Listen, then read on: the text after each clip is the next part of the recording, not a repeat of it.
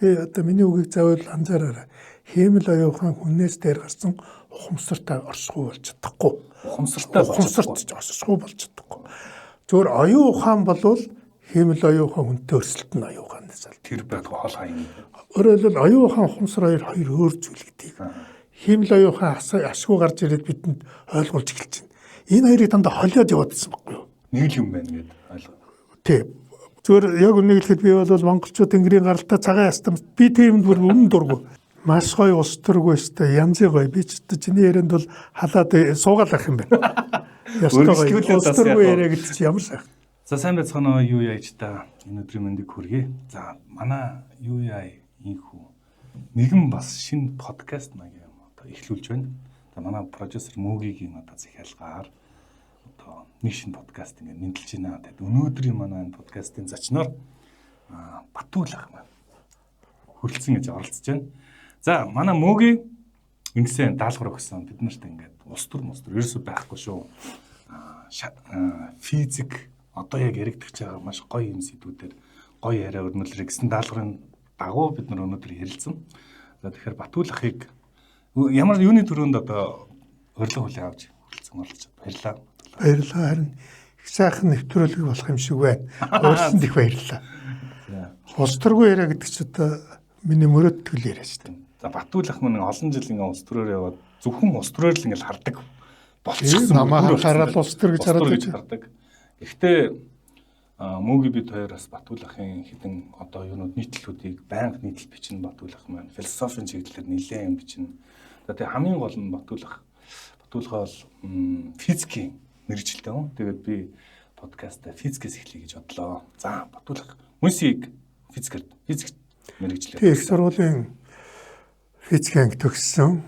За диплом хаваалсан сэдв маань бол Эйнштейний харьцангуй ерөнхий онолын гэж хэлж болно зөвхөн бүтүүлгээр одоо Эйнштейний харьцангуй ерөнхий онолын тухайл одоо диплом хамгаалсан гэж болно. Зүгээр бүр наривчлаад ярих юм бол космолог л доо. Одоо яг эд ярьж шít одоо нөгөө их тесрэлт тийм үү гар нүх гэдэг энэ орчлон ертөнцийн тухай онол шүү дээ тийм ээ. Өөрөөр хэлбэл онлын физик гэж байна. Онлын физикээр. Тэгээ космологоор. Түл бүр ингээд миний бодлоор заримдаа физик жоохон уйдгартай юм шиг надад санагддаг байхгүй ингээд. Тэгээ хамгийн сонирхолтой хэсэг нь надад ингээд онлын физик юм шиг санагддаг л та. Танд тийг санагддаг. Одоо ингээд Эйнштейн өөрөө эсвэл одоо ингээд олон нийт гарч байгаа Мичио Каку ч юм уу дандаа онлын физикч. Тэгээ яг үндэ ингээд хатуу биеийн физикч гэдэг юм уу те илүү их техникт ойрхон одоо цаглаан саран зэнгийн физикч гэдэг юм нэг иймэрхүү юм яриад ирэхээр чиний хэлдэг нь би бас уйдчихдээ. Надаа айгу залхуутай ингээд атомын тухай физик гэрэхээр те оптик гэж ярихаар уг нь бол тэд нар тусдаа л одоо үнэхээр ланзаралтай. Тэгтээ тэд нар л ийм практик физик нь яагаад чи надад үнэхээр бас их залхуутай санагдаад идэгсэн байхгүй. Тий. Магадгүй нөгөө нэг хүн хүний сэтгэлгээний загвараас их хамаардаг байх. Одоо төрөлх сэтгэлгээний хэв маягаас өөрөөр хэлбэл зарим нэг юм хүмүүс бол жоохон тийм философик те нэг жоохон тийм юмны цаад учрыг болдог. Цаад утгын тэрнээсгүй энд одоо атомыг яаж хувирах уу гэдэг нь биш тийм ээ. Атом байна гэдэг нь юу гэж байгаа юм бэ гэдэг юм уу? Нэг ингэ сэтгэхэд байдаг улс гэж байна. Тийм үү? Зарим нь бол бас л мундаг сэтгэгчд бол зарим нь шууд практик хэрэгцээ рүү те. Эндээс юу гаргаж болох юм? Тийм үү? Атомын одоо физикээс юу бий болгож болох юм гэж. Ийм янз янзын сэтгэлгээний хэлбэрээс л болоод байгаа шүү. Та тэгээд физикийн яг биднэрт нэг зүгээр дурлуулж хамгийн сонирхдаг залуудаа юм сонирхож ирсэн яг ингээд судлаад үзье гэсэн нэг чиглэл байдаг багтай. Ингээд ингээл явуул сонирхолтой санагдсан. За би чамд энэ физикийн шинжилгээ ухаан руу орох байсан шалтгаанаа надад 3 шалтгаан байсан. Би нэрээ урд нэрээсээ хүмүүст ярьж байгаагүй юм байна. За эхнийх нь бол ерөөсөө физикийн шинжилгээ ухаан нэг л физикийн шинжилгээ ухаанд дурласан нэг шалтгаан бол тэнд бол оюун бодлын хэрэгчлээ байгаа тийм одоо оюун бодлын эрхчлөө байж байгаа тийм сэтгэлгээний салбар физик байсан байхгүй юу? Өөрөөр хэлбэл одоо бусад нийгмийн салбар ч гэдэг юм уу те нэгэн бусад амьдрал бид нар ч дарангуйлдаар төссөн. Дарангуйлдаар өссөн болохоор бидний бүх сэтгэлгээг хайрцагладаг байсан. Ялангуяа тэр үед те. Тэр үед тий одоо бид чинь социализм үед бүгдийн үзэл сурталаар бидний юу бодох яахыг хайрцаглаад болж өгдөг байхгүй. Эдийн засгийн хүртэл одоо нэг юм өөрсдөө үзэл сурталаараа. Үгүй ерөөсөө л юу бодох юм ин. Шинэ ингээ хайрцаглаад байдаг. Гэхдээ тэр дэглэм хайрцаглаж чаддаггүй газар нь шинжлэх ухааны салбар байсан. Өөрөөр хэлбэл физикийн шинжлэх ухааны салбар. За байгаль дотор бас физик гэж ялгахгүй болохгүй шүү. Математик гэдэр гэж ялгахгүй. Жишээ нь генетикийн шинжлэх ухаан бол хайрцаглагдана. Бас хайрцаглах шаардлагатай болно. Генетик уг нь байгалийн шинжлэх ухаан шүү дээ. Одоо ген гэдэг чинь одоо хүн төрөлхтөн бүгдээрээ яриад хамгийн язгуур шинжлэх ухааны нэг бол дарлаа шүү дээ. Тийм биз дээ. Гэтэл социализмд генетикийн шинжлэх ухааныг бол одоо яг бидний үед бол зөөлөрсөн. Одоо аргагүй ихэнд шинжлэх ухааны өмнө дийлэгдсэн. Тэрнээс үе Сталины үед бол генетикийн шинжлэх ухааны одоо баахан эрдэмтдийг устгасан шүү дээ. Орос орнд зөвлөлт чинь генетикээр хоцорсон шалтгаан уг нь генетикийг анх хамгийн хүчтэй явж исэн орн багхгүй уг нь. Манлайлаад яг өрсөлдөжсэн чинь тэр эрдэмтдийг Сталин нөгөө генетикийг улс төржүүлээд тэгэд генетикийн баахан эрдэмтдийг бариад буудахын буудаад устгахын устгаа хийсэн. Ингээд Орос орн чинь одоо энэ генетикийн шинжлэх ухаанаар ингээд будаа болоод хоцрогдоод байхгүйсэн. Өөрөөр харанхуугаар болсон. Тэгэхээр тэр биологи дээр хүртэл үзэл суртал байгаад байдаг гэсэн байна. Биологи дээр очно. Сэтгэл зүйн шинжлэх ухаан сонирхдаг үг нь баймаар юм тийм үү? Гэтэл бас үзэл суртал. Тийм үү? Бүх дандаа хайрцаглана. Тэрийг ярьж болно. Түүх гэвэл одоо бүр баларна. За түүхтэр бол бүр зүгээр түүхтэр бол Марксийн ярьснаас өөр түүх ярих юм бол чи хэрэгтэй орно тийм үү? Гэтэл тэгдэггүй ганцхан одоо салбар нь математик, физик хоёр. Нэг бол математик, нэг бол физик. Математик бол чөлөө сэтгэлгээ. Хамгийн чөлөөтэй сэтгэж чаддгүй байх ёстой талбар учраас тэрийг оролдвол тэр шинжлэх ухаан байхгүй болчихлоо оролдож чадахгүй. Үгүй нэгдүгээр шалтгаан нь бол тэнд юу яриад байгааг ойлгохгүй. Одоо Сталин яаж яриад ойлгохгүй шүү дээ. Тийм шүү дээ. Брежнев яаж зүтгээд тэнд физикийн шинжлэх ухаан атом тийм ээ харьцангуй өрөг бол дээр яаж ойлгохгүй юм нөгөөдөлч тийм үү? Оролдож чадахгүй шүү дээ. Ойлгох боломжгүй. Математикийг одоо Фермагийн теорем ойлгох гэж юм те Римний геометри ойлгох гэдэг бол тэд байхгүй зүйл.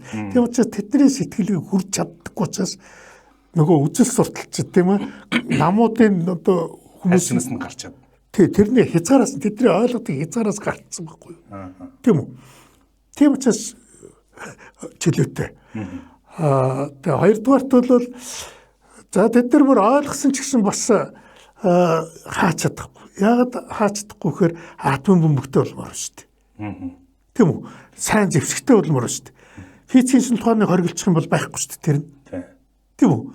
Америкуудаас одоо атом одоо зэвсэг яаж хийхийг хулгайлсан улс шүү дээ одоо Америк физикч. Тэгэхээр зэрэг нөгөөдөл ч өөрсдөө нөгөө хүчтэй байхын тулд физик, математик гэдэг чинь тэр их бууны бүх тооцоо гэсэн үг шүү дээ тийм ээ. Тэр бууны сум тусах юм бол шинжлэх ухааны цөм нь байхгүй да. Тэгэхгүй бол зэвсэг хийж чадахгүй байхгүй. Физик, математик хоёргүй бол чи зэвсэг хийж чадахгүй. Тэгэхээр нөгөөдөл ч тэрийг бас хорж чадаагүй. Тийм учраас физик, математик хоёр бол илүү чөлөөтэй үлдсэн орн зай байхгүй. Эрхчлөөтэй. Тэнд л оюун сэтгэлгээний эрхчлөө байдаг. Бүр одоо Оросын гайхамшигтай математикч Александров гэж математикч байдаг шүү дээ. Тэр ч өөрийнхөө бас намтар дээр үчээд би яагаад математикийг сонгосон юм бэ гэвэл би нэг малиар үзэл суртлын нэг төрцөө. Тийм үү? Тэгээ тэр үзэл суртлаараа тархим нь хайрцаглаж байгаа явдлаас зүхтааж би математикч болсон юм а гэж шалтгаанаа хэлсэн байдаг байхгүй юу? Тэр бол одоо гайхалтай математикч байхгүй юу? Одоо зөвлөлт гүрний математикийн шинжлэх ухааныг хатгадаг хүн байсан байхгүй юу? Гэхдээ өөрөө тэгж хэлж байгаа шүү дээ тэр чинь. Үзэл суртал.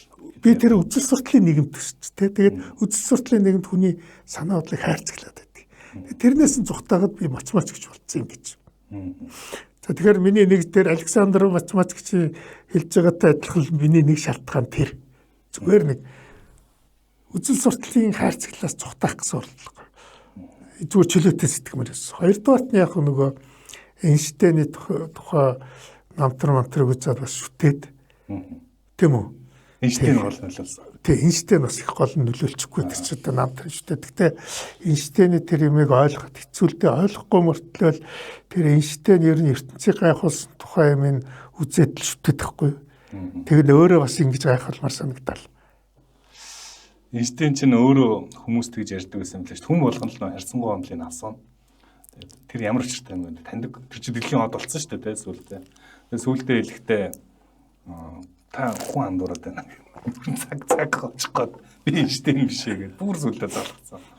юм байл та гэсэн. Тэгээ Эйнштейний харьцангуй ерөнхий онолыг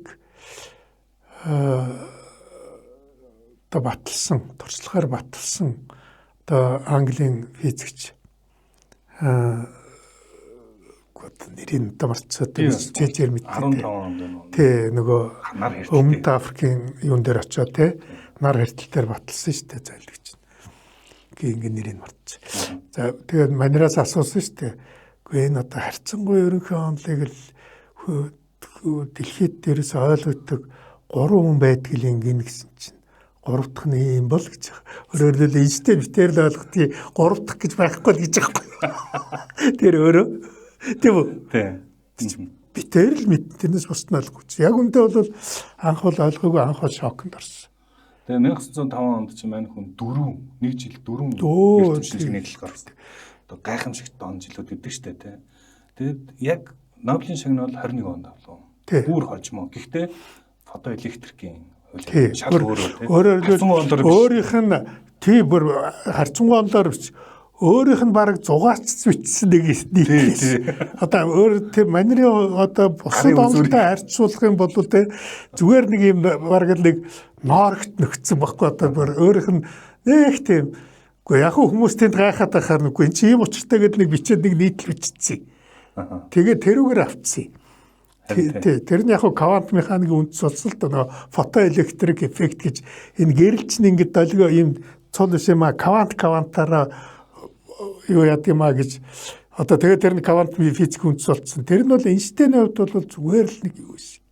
Нэг юм ингээд хүмүүс учрыг ойлгохгүй байгаад хахаар үгүй чи ийм л учиртай гэж бичсэн. Нэг жижиг нийтлэл байхгүй юу. Тэрүүгээр Нобель авсан. Физикийн эрдэмтэд яалтчгүй ингээд бүр ингээд үнэхээр шинжлэх ухааны гол ингээд хөдөлгөгч хүчнүүд нь байна л та. Тэгэхдээ нэг юм яриа гэдэг юм зур сонирхолтой болох хүднээс хамгийн агуу физикч юм бэ гэдэг нь яриа гэдэг юм байна. Тэрнэр нэг хоёр хүн гэхдээ их олон хүмүүс ингээд физикч сонирхдаг, шинжлэх ухаан сонирхдаг хүмүүсээс нөгөө хүнийг нэрлээд байдаг. Таны хувьд хамгийн агуу физикч Эйнштейн мөн үү? Тий, Эйнштейн.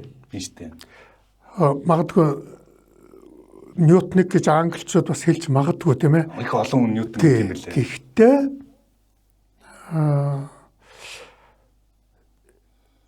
яг Ньютон бол Эйнштейн байхгүй л дээ. Тэр чинь нэр шүү дээ. Одоо Галилей байхгүй бол нөөдгөл Ньютон байхгүй, Галилей байгааг бол Ньютон байхгүй бол Эйнштейн байгааг үл дээ. Тэр нь үнэн. Гэхдээ би юугаар нь түүнийг суу бэлэгтэй гэхээр зэрэг Ньютоны шинжлэх ухаан, Ньютоны физикийн одоо нээлтүүд гэдэг юм уу, Ньютоны хуулийн нээлтүүд бол ингээд байгаль дээр үзэгдэж байгаа ямыг харж байгаад нийцсэн байхгүй юу? Одоо ер нь одоо туршлагаас ажиллаж байгаа ажиглалтаас нийцсэн. Эйнштейнийх бол шүү дээ, юр бусыг зөвхөн тархиндаа бодож нийцсэн. Одоо эксперимент. Тий, одоо өөрөөр хэлбэл өөрөө эргцүүлж бодож байгаа нийцсэн. Тэр ертөнцид шүү дээ, одоо орон зай цаг хугацаа мөрөөсөн тийм үзэгдэл юус байхгүй харах боломжгүй үстэй тий. Боломжгүй шүү дээ. Цаг хугацаа орон зай одоо мөрөөсөн гэдгийг яаж харах юм? Харахад боломжгүй шүү дээ тий. Харагдахгүй юр бусын хуулийг зүгээр тархиндаа бодоод тархиндаа лаборатори хийгээд анх удаа хүн төрөлхтний агуу нээлтийг тархины лабораториор нийцсэн байхгүй. Тэр нь дотроо бодоод нийц. Тэр төсөөлөөр. Гэхдээ Ньютон ч гайхалтай төсөөлтөөс л дээ. Гэхдээ Ньютонд бол одоо унж байгаа алим харагдаж ил байсан тийм ээ. Байшин дээрээс хүн үсэрч харагдаж ил байсан. Яагаад унаад байдгийм бэ гэд тийм үү. Энэ харагдаж байгаа үзэгдэл ярьсан байхгүй. Гэтэл Эйнштейн ерөөсө харагдахгүй үзэгдлийг төсөөлж байгаад нийцсэн байхгүй. Тэр л одоо тэр нь л ерөөс юм бэ. Тийм. Орсын бас том мундаг физик, супер физикч Ландау гэсэн мэт шүү дээ. Энэ бол үнэхээр Энэ бол ямар гайхамшигтай, ямар ерөөсөө үзэсгэлэнтэй онол гэж. Хацгүй өргөнд онлын тухай өөрөө бичсэн мэт сурах шүү дээ. Ямар үзэсгэлэнтэй онол гэж гэдэг. За нэвтрүүлгийн хамтран аялагчаар Говь Resort спорт цогцлбор хамтран ажиллаж байна. Тэгээд Говь Resort спорт цогцлборт жил бүрийн 6 сарын эхний 7 хоногт талын салхи гээд мотоцикл сонирхогчдын маш том гоё фестивал болдог. За 6 сарын эхний 7 хоногт энэ жилийн фестивал болохоор за талын салхи 2026 мотосонирхогчдын олон улсын фестивал энэ жил 6 сарын эхний 7 хоногт Говь Resort спорт цогцлборт болох гэж байгаа. За одоо урьдчилсан мэдээгээр бол нэг 7000 орчим хүн энэ талын салхи гээд мотосонирхогчдын энэ олон улсын фестивалд оролцох юм байна. Тэгээд ер нь сүүлийн үед аягүй гоё хүмүүс мотоцикл ундаг болсон. Одоо чинь ийм гоё мотоцикл дээр би суудсан байна. Энэ миний мотоцикл биш л дээ. Гэхдээ гоё. Тэгээ ийм талын салхи гээд гоё фестивал болох гэж байгаа. За энэ фестивалд та оролцъё гэвэл Говь Resort спорт цогцлборт очиж болно. За тэгээд Говь Resort спорт цогцлбор болохоор Улаанбаатар хотоос дархан явах замд байд юм байна. Баруун тийш байгаа гэсэн үг. Яг Сүхбаатарын талбайгаас тооцохоор 42 км-ийн зайтай ийм бүхэл бүтэн цогцлбор гоё амралтын газар байна. Тэгээд яагаад заавал спорт цогцлбор гэж байгаа юм бэ гэхээр за энд чинь ингэж байгаа. За саксны талбай байна. Хөлбөмбөгийн талбай байна, газрын дээсний талбай байна, явган алхалтын зам байна, спорт заал байна, хоккейн талбай байна. Гэт ингээд яг бүтэн спорт цогцлбор ийм амралтын гоё цогц үйлчилгээтэй ийм амралтын газар юм байна. Тэгэд мэдээж одоо юу гэдэг энэ Говь Resort спорт цогцлборт бол за зочин буудлын өрөөнүүд байгаа, хаус байгаа, гэр байгаа, мини хауснуудтай та хүснээрээ ингээд сонгоод амарч болох юм байна. Та бидэд бас удахгүй очиж амраад та хэдэд бас гоё яг орчин дээрээс нь бас юу байна дүрстэй гоё мэдээлэл үзүүлнэ. Тэгээд ер нь бол одоо ингээ өрн дулаан цаг болж байна. За нөгөө хамт олонны зуны спорт өдрөлөг. За хамт олонныхоо зугаалга, найзуудын амралт, за ургийн баяр өөр юу гэдیں те маш гоё ийм баяр хийвэл Говь Resort спорт цогцлборт та хийж болно. Ялангуяа спорт өдрөлөг дээр бол бүх төрлийн спорт талбайнуудтай ийм амралтын газар байгаа. За мэдээж бисрэг наадам байж болж нэрээ тийм бисрэг наадам, ургийн баяр те ангийнхны төгсөлтийн ой гэд олон гоё баяруудыг эднийд хийж болно. Ерөөсөл дархан явах замд гэдэг чинь яг Сүхбаатарын талбайгаас 42 км явбал Говь Resort спорт цогцлборт очиж. За утасныхын дугаар 9918 4072, 9918 4072, 9595 2567 гэсэн утас байна. 9995 25 67. За ингээд 6 сарын эхний 7 хоногт талын салхи 2026 мотосонирхогчдын олон улсын фестивал Говь Resort цогцлборт болох нь байна. Та тийшээ очиж гоё мотоциклийн гоё фестивалд оролцож болох нь байна шүү. Тэр одоо би бол одоо ингээд бас төсөөлөх гэж л оролдог байсан. Хүн яаж ингэж ийм юм олж мэдэрдэг юм бол ингээд ойлгохгүй. Би бол хэцэж болохгүй. А өөрөө бол тайлбарлахдаа төсөөлөл бол бүхнээс илүү хүчтэй юм аа. Төсөөллийн ертөнцтэй амьдардаг байсан. Тэгээд ингээд төсөөсөөр тэрийг олоод мэдсэн юм.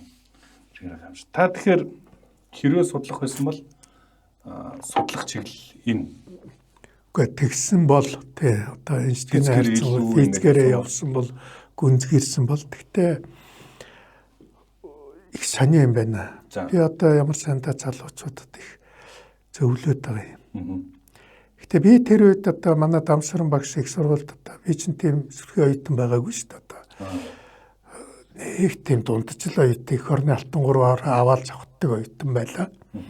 Гэтэ нэг юм өөрөө нэг тийм л Эйнштейн гэдэг хүнийг шүтэл тэрний онлайн ойлгох гээд ядна. Тэр үедээ нэг тийм сайн ойлгож өгөхгүй ийм байдалтай тэрэндээ их шанална. Тэгэл ойлгохгүй тэгтээ яагаад ч тэгээд дипломоо бичсэн л байгаа. Манай Дамсран багш маань өөр хэмээн яаж надаар тэр диплом бичүүлсэн бөөмөд би ч бас л үзэлээс тэгэхэд сайн ойлгохгүй. Тэгэхээр би одоо тэр алдаагаа хожим нь мэдгүй одоо би ингээд Эйнштейн харьцангуй ерөнхийдөө эргээд ингээд за яг хөө тэр техникийн одоо нэг одоо ч бас нэг жоохон тархиталгаа техникийн тооцооллын талын нь бол хурдтай хийж чадахгүй байх л та тий. Гэхдээ одоо ингээд харьцангуй ерөнхийдөө тэр номыг ингээд эргээ харахаар би юунд нэг ч их ойлгож чадаад байсан бол гэж. Би уг нь бол бүр одоо физик хаяад хүн дээрээ мартцсан шүү дээ. Тэг би эндээс нэг тийм сонин зүйл ажигласан. За энэ ер нь ямар нэгэн шинжлэх ухааны судалгаас өмнө философийн судлах хэрэгтэй байх шүү. Философи сэтгэл гэдэг. Өөрөөр философи сэтгэлгээ хөгжүүл Эйнштейн харьцан буюу ерөнхийдөө бусад ер нь физик, математик юмнууд их амархан болоо явчихдаг юм байна. Ороод ирчихнэ. Амархан орд юм байна. Би яагаад ер нь оюутнууд эхлээд философи зааж байгаагүй юм болоо гэж боддог ус сүлдээ. Таны үед заадгүй байсан. Гэхдээ бидний үед марксизм заасан. Марксизм тэгээ эмгэнэлттэй ч бүр марксизм заасан. Гэхдээ тэр философи дотор хамгийн утгагүй, хамгийн худлаа, хамгийн тийм үзэл суртлын зүгээр тэр философич үзэл суртлыг заадаг гэсэн. Заасан. Тэнгүүд манай яриа шууд философи руу явж л та. Би ингээ өөр явцсандаа айгүй баярлж байна. Яаж философи гэдэг. Батул ахын хэдэн нийтлээд уншсан тэгээд их философи, гүнзгий философи ойлголтоо гэдээ ярих юм. Тэгээд та зүгээр өөрийнхөө хамгийн ингээд дуртай философч нэрлэж тэг яагаад вэ? Аристотель юм байна. Аристотель. За би хувьдаа өөртөө л жоохон философи нээлт хийгээд яваад байгаа. Өөртөө. Гэтэ миний философи руу орсон сонирхол их хачимнаас гэсэн. За. Юунаас гэсэн хэрэг би энэ хүмүүс яагаад эрхчлөөнөөс цухтаагаад дарангуул руу гүгээд идэм бэ? Дарангуулыг хүсээд идэм бэ гэдэг зүйл ингээд гинтхэн манай монголчууд 2000 оноос эхлээд ингээд дарангуулыг магтаал, дарангуул хэрэгтэй гээл нөгөө 90 он тий хатуугаар хэрэгтэй гээл 90 онд нөгөө цуг тэмцэж явсан нөхдүүд маань гинтхэн тийм яриад тий нөгөө бараг л бид нар энэ эрхчлөө гэдэг чинь бол дэмий юм байна гэдэг ингээд дарангуулыг ингээд хүсээл магтаал эхлээ. Сүлдээ зүгээр Сталин ч мундаг хүн болж уурал эхэллээ. Хөөн алга хийжсэн нөгөө дарангуулагч нар ч л. Тэгэл би гайхаад үгүй энэ яагаад хүн ингээд эрхчлөөнөөс ингээд цухтдаг юм болоо те яагаад дарангуулагч хүсдэг юм бол зүгээр ингээд бодоод үзэхээр хүн эрхчлөөнөөс цухтах юм одоо шалтгаан байхгүй. Жишээ нь одоо амтан дээр хүртэл туршилт хийж үзсэн.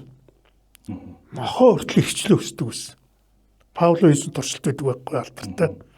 Өөрөөр торон торцсон. Тэгсэн хоолноос хүртэл гарсан. Өөрөөр хэлбэл амтан итгэл үүрэгтэй гэж функцтэй гэж бодсон чинь эрхчлөө өсдөг бол таарсан. Яг бол торонд байгаадаа гоньхраад нохооч нь юм айтгаа байсан. Хоол тэрний хувьд хоол унд очил өгөн чи бодоод үзтээ. Нохоонд бол махал өгөл баярлал ах хэвчээ шүү дээ. Тэгээ хорцсон чинь тийм болсон. Жишээлбэл гэх мэтлээ ингээд бидний биологи амтналыг талаасаач бид эрхчлөө өгсдөг. Одоо жишээ нь ямар ч хүнийг очиод гэмгүй бахтан бариад шоронд хийчихвэл одоо хүн ер нь зөвшөөрөх үү? Ямар ч хүн зүгээр байж хатан бариад шоронд хийчих гэж бодлоо. Зүгээр байх хатан очиод өргөс шоронд хийчих гэж бодлоо. Дарангуул хүсч хүмүүс нь хүртэл зөвшөөрөхгүй. Зөвшөөрөхгүй. Үгүй ямар цагаад болохоор бүр Гитлер хүртэл зөвшөөрч байгаагүй. Сталин зөвшөөрч байгаагүй. Өөрөө яг нэг хувьсгалчдуудаас бариад шоронд хийхээр хаана байна тэр арчил чинь хаана байна тэр эрхчлөө гэдэг ингээд эрхчлөө арчлаа шаардаад байдаг. Тийм үү? Тэгсэн мөртлөө бусдыг дарангуулна гэдэг дайраад идэх тийм үү? Дарангуулахаар асуудал шилжиж. Тий асуудал шилжиж байдаг. Ингээд яагаад ингээд тэгэхээр хүн бол өөртөө эрхчлөө өсөд идэг. Бусдад бол эрхчлөө. Бусдад эрхчлөө. За энэ бол яг тайлбар. Зүгээр би тэглээ тэрнээс болоод яагаад хүн эрхчлөөнөөс цухтагаад байдгийг бол гэж гайхаад. Хүн ч одоо засгийг шүүмжилснийхээ төлөө шоронд ордог нийгэмд хүн залуучуудаас асуул амьдрахгүй л гэнэ. Уг нь.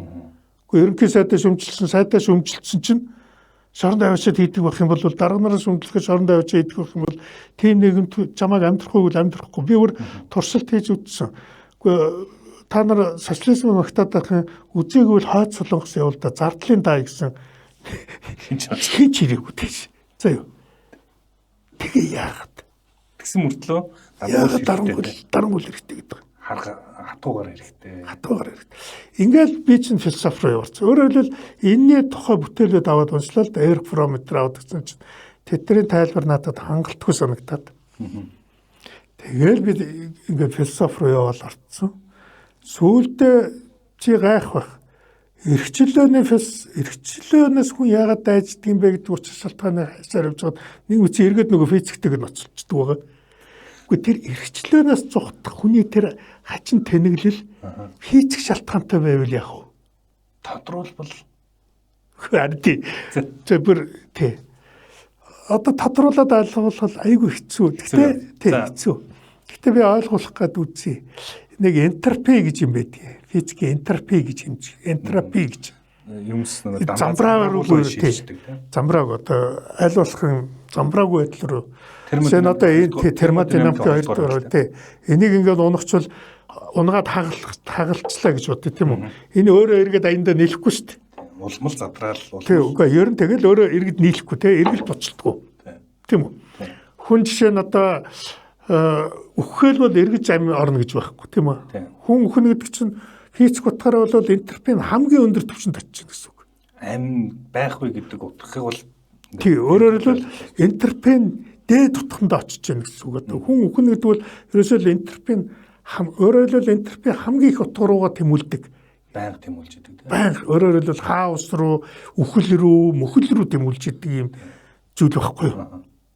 Тэгэхээр ертөнцийн хууль тий дандаа ингэж үхэл рүү, мөхөл рүү. Хэрвээ тийм байгааг бол бид нар мөнх наслах нь байсан биз дээ. Энтропи байгааг бол бид нар мөнх наслах байсан байна. Тийм үү? Айгүй өдөртэй. Энэ бол одоо тий айгүй өдөртэй. Одоо энэ бүхэн ингэж хизээж илэгдэж дуусахгүй байсан байна тийм үү? Энтропи байгааг бол бүх юмд ертөнц бол мөнх байх гэж. Одоо ертөнцид байгаа бүх орчгоо мөнх байх гэж. Энтропигоос болоод бүгд үхдэг, мөхдөг. Задардаг, байхгүй болдог. Тэгэхээр тэгвэл ийм физикийн одоо хууль ертөнцийг удирдах байгаа юм бол өөрөөр хэлбэл энэ ертөнцийн физикийн хуулийн хаан гэдэг баггүй юу? Таталцлын хуульч биш. Энтропи гэсэн хууль бол физикийн хуулийн хаан. Ерөөсөө ертөнцийн таталцлын хуулийг бол одоо квант дээр ингээд зөрчиж магадгүй тийм үү? Тэр бол аюул биш гэж байна. Энтропи хуулийг зөрчсөн байх тийм боломж ямар ч физикийн үзэгдэл байхгүй гэж. Бүх зүйлс хизээний цагт энтропид баригдана. Энтропид баригдана. Энтропи бүх зүйлийг заавал задрал руу түлхдэг. Гэхдээ тийм юм бол ягаад энэ ертөнцид хүн бий болцсон юм бэ гэж. Ягаад ингэж материуд эсвэдүүд нийлээд ингэж амьд организм бий болсон. Ягаад бол энтропи зөвшөөрдөггүй байхгүй босгоно. Тийм эсрэг яваад шүү дээ. Амьдрал эсрэг яваад байхгүй. Ягаад энэ амьдрал бий болсон ингэж тэгс чинь амьдрал ягаад боломжтой болсон гэж тэгвэл эрхчлээ хаанаас гарч ирсэн гэдэг ийм юм болоо өрцөхгүй сүлдээ. Тэгээд би бол яг хаа Аристотель бол энэ бүх байгаа зүйлийн оршихуйн эхлэл бол Аристотель бол нэг юм эхлэл байна. Бүх юм ингэж оршиж байгаагийн эхлэл байна. Метафизик. Тийм метафизик гэдэг зохиол дээр гарсан та Аристотель. Энийн эхлэлийн шалтгаан нь бол энэ анхдагч шалтгаан нь бол одоо бурхан байж гэсэн. Гэтэ бурхан гэдгийг энэ сүлд нь гойволс их муухай утгаар хэлээгүй шүү. Мухар сүсэг утгаар хэлээгүй Аристотель аягүй учиртай хэлсэн юм. Тэр үед л одоогийн бидний мэддэг бурхан, шашин ертөнцийн байгаагүй юм чинь. Тэгэхээр Аристотель энийг эхэлсэн юм баггүй юу? Уг нь. Тэгэхээр тэр чи бол сая яриад аягүй гоё. Яагаад ингэж амьд оршихуй бүхний эсрэг байгаа ертөнц чиглэлтэй ертөнцээр амьд зүйл бий болсон бэ гэдэгтэй. Тэгэхээр би тэр Аристотелийн бурханы эсрэг, бурхан гэдэг анхдагч шалтгаан байгаагүй би бол энтропи байсан байна. Өөрөөр хэлбэл энтропи эсрэг сөрсөн ингээд байгалийн атом молекулууд гинтгэ эвлээд эхлэхгүй юу? Тэгээ эвлсэн тогтцоо хадгалах гээд тэмцээд эхэлсэн. Гэт ингээд үүсэхгүй юу? Тийм учраас бол энтропи гэдэг зүйлийн дарамтын эсрэг бид нэр хүүхдлээ явд юм байна. Ерөөсөө бид нэр ерөөсөө амьдрал бол энтропигоос жугтах. Энтропийн дарамтаас сөрөх. Ирэх чөлөөлөд. Гэхдээ харамсалтай энтропи байнга дарамталдаг учраас хизээ нэгэн цагт дийлдэг. Тэгээд үхдэг. Зүхтаа тэгээд бид нэр энтропи. Тэгээд тамираад тий. Энтропи яагаад гэвэл бид нарыг одоо ч тэрч ингээл байнга шүүд энтропийн байнга дарамтанд байдаг. Магадгүй би заримдаа сүүлийн үед энэ хар тамхи мамхийг тэрнтэй холбоотой гэж боддог. Өөрөөр хэлбэл цаанаасаа нэг ертөнцийн дарамт байхаар нь нөгөө хар тамхи янз бүрийн мансууруулах бодис чинь тэрээ нөгөө мартуулцдаг гэдэг тийм үү. Тэр дарамтын мэдрэмжийг одоо юу гэдгийг сулалдаг ч юм уу. Тийм учраас зүгээр л нэг юм химийн бодисод шүү дээ тэр чинь тийм. Гэтэл хүн ингээд тэрэнд ингээд автаад байдаг нь нөгөө энтерпрен дарамтын сулралыг мэдэрчдэг юм байна гэж би бодоод байгаа. За тэр бол зүгээр миний таамаг шүү. Ер нь бол би тэгээд эрхчлөөч илүү яваарчсан байхгүй. Тэгэхээр таны ингээд сонголтуудын мэргэжил сонголт, философийн сонголт бүгдээрээ энтропийн эсрэг. Эрхчлөө айж тэмүүлсэн тэмцэл юм шиг надад одоо тэгэл харагдаж байна л да. Сонголтууд нь хүртэл. Тэгэхээр зэрэг тэгээд энтерпрен эсрэг одоо тэр амьд орсгоч нь байхын тулд тэр амьд орсгоч сонголт хэрэгтэй үстэй. Тэр сонголт хийх боломжийг л эрхчлээд нэрлж байгаа шүү дээ. Боломж байгааг бол би нэг л юмар явал тэгэл орсч чадахгүй байвал тийм үү. Энтерпрен эсрэг сөрнө гэдэг чинь би боломжийн төлөө тэмцэж байна. Намайг миний нэг газар энтерпрен маань хүндрэх юм бол би нөгөө газар руу зугатаа тийм биз дээ. Жишээ нь бол энтерпрен босоо аюул өндөр гэдэг би миний амьсгаа ингээ хаагаал барьчих юм бол би нэг 10 минутын дараа л өгч шүү дээ. Эргэж ам орохгүй. Тэгэл байхгүй. Тэр чинь өөрөөр хэлбэл энтерпрен ийм өндөр босохтой байхгүй. Тийм үү? Намайг зүгээр л агаар нэг 10 минут хаагаал биднийг хаахтуу тэгэл бид нар бол энтерпрен хамгийн дээд утгандаа өрөөд бид нар бүгд ингээд амьгүй болно гэсэн үг амьдэрсгүй. Ийм өндөр босхийг яаж даваад байгаа юм? Яаж тэгээд явсаар байгаа тэгээд 70 80 90 хүрээч ч юм уу те. За одоо зарим 100 хүртэл явж штэ. Тисч штэ. Тийм сүүлд ингэсэн би зөвхөн сонирхол болоо Батуулах сонирхуулаад хэлдэг нөө. Ши Жинпин Путин сая Ши Жинпин Бээжинд очиж уулзахдаа тэр хоёрын хоорондын яриа микрофон унтраагааг байхад нь олон нийтэд ингээд тарчихгүй юу. Тэр нь ингээд интернетээр нэг тренд болсон. Тэгээ юу гэж ярьжсэн бэхээр Оросын холбооны улс 26 тэрбум долларыг хүний насыг уртсгах одоо энэ чинь ингээд стем сел ч юм уу үүдл сэдрээр ингээд хүн ингээд эргэтэн шилжүүл суулгаад бүр насдаг болох гэдэг. Тэгээ тэнд Путин засгийн газар их мөнгө хийсэн юм. 26 тэрбум доллар бол ийм одоо дантайгаа тасарч амар мөнгө шүү дээ. Тэгээ тэр хоёрын яриа ингэж ярьж байгаа. Тэр хоёр ч одоо хоёулаа ингээд нөгөө хязгааргүй ингээд дарангуулагч гэм өдөрдөгч байх суурай тавьсан хоёр те. Тэгээд Ши Жинпин Путин ингэж ер нь онлын хувьд баг ингээд хүн чинь хязгааргүй наслагч боломжтой болж байгаа юм шүү гэж ярихаар нь Ши Жинпин харин тийм ер нь 150 хүрч юм шиг байна. Санаа нь би зөвхөн надад аимшигтай санагдсан байхгүй юу. Дарангуулагч өөртөө 150 хүрэх гээд ингээд зүтгэхэд байгаа байхгүй 150-наас хүрэх гээд. Тэгээд жишээ болоход ярьсан. Тэгээд Батуулахын бас философи руу явуулдаг нэг шалтгаан би нэг таны 2022 оны 3 сард бичсэн нэг нийтлэг уншсан юм аа. Тэн дээр Хайдегер гэдэг хүний одоо ишлэлийг нэлээх өгсөн тий байх хүн тухай ингэ ойлголттой байх. Тэгэд Хайдегер өнөө цагт тэр хүний философи ярьж исэн юм хүн гэдгийн утга учир гэдгийн тухай ярьдаг штэ тий. Тэгээ тэр утга учир яг одоо ингэ эргээд одоо ингэ юу яаж юм л да. ертөнцийн анхаарлын төв, дэлхийн анхаарлын төвд орж ирж байна л та.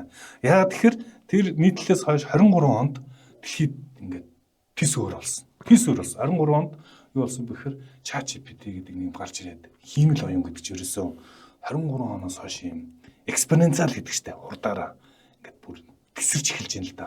Тэгээ одоо ингээд зогсоо заггүй яг өнөөдөр өчигдөр Трампын засгийн газар Америк нэгдсэн улс одоо OpenAI ч юм уу Google гэдэг компаниудыг ингээд хязгаарлах үгүй юу гэдэг дээрээ одоо гарын үсээс орж байна. Хязгаарлалтаа жоохон татъя. Яг тэгвэл хятадаас хоцорчих гээд байна. Тийм учраас Америк нэгдсэн улсын AI компаниудыг одоо хиймэл оюуны компаниудыг илүү чөлөөтэй байлгах гэдэг ийм одоо тушаал дээр гарын үсээс орж байна л да. Өөрөөр хэлбэл ярих гэдэг санаа бол одоо ингээд хүн төрөлхтөн ойрын 20 30 жилдээ ингээд миний л төсөөллөөр шүү.